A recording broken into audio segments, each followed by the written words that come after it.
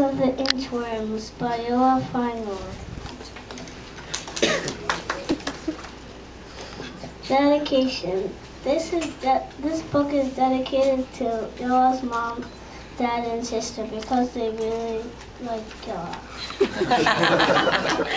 Once upon a time, there was an inchworm named Inchy Number 4. Inchy Number 4 is green, small, and has a stretchy body. He is smart, kind, and funny. Inchy Number 4 had a best friend named Worm Number 4. Worm Number 4 is a worm. He is brown, small, and has short legs.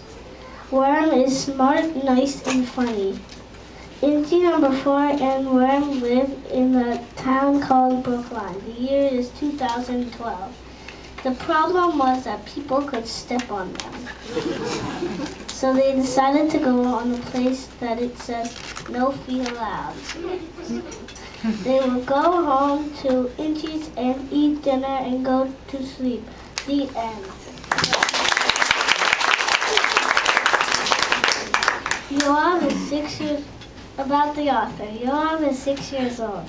He lives with his mom, dad, and almost 2 sisters in Brookline.